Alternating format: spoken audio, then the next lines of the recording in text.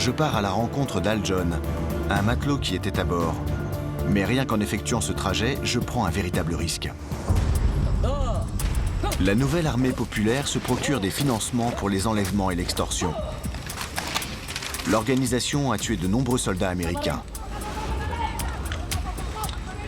et enlevé des officiers de police philippins. Et si nous tombons sur des rebelles en tant qu'étrangers, je risque gros.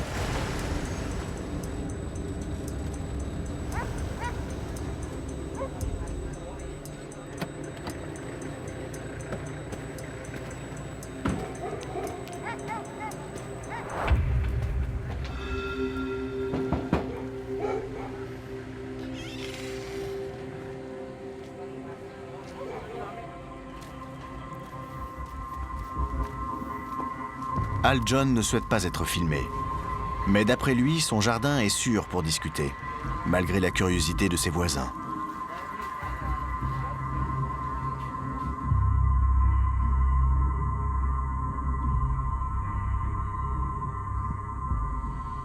Dites-moi, vous reconnaissez ce bateau? Oui, monsieur.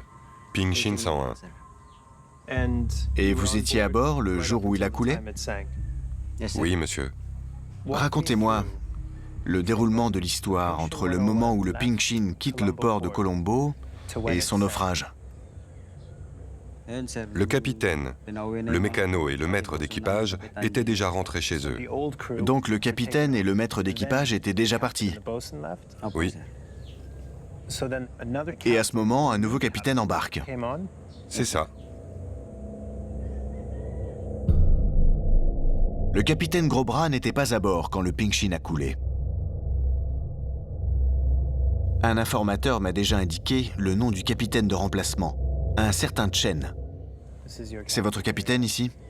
Oui, monsieur, deuxième capitaine. Le deuxième. C'est ça. Il y avait combien d'hommes à bord du Ping Shin 101? 20 en tout. J'étais surpris d'ailleurs parce que je pensais qu'on serait plus.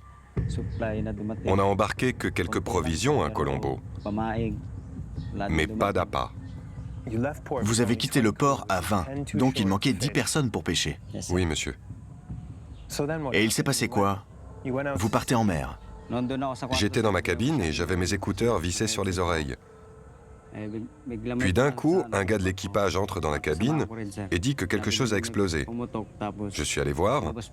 Il y avait le capitaine, le mécano et notre collègue vietnamien dans la salle des machines. Il y avait de l'eau partout.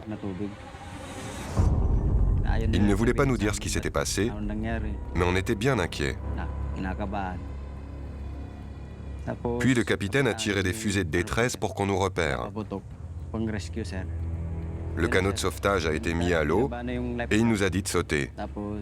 La mer était mouvementée et il pleuvait beaucoup. Et 3 heures plus tard, le bateau de sauvetage est arrivé. Le capitaine et le mécano, ils étaient inquiets? Ils étaient effrayés? Ils avaient l'air à l'aise. De ce que je sais,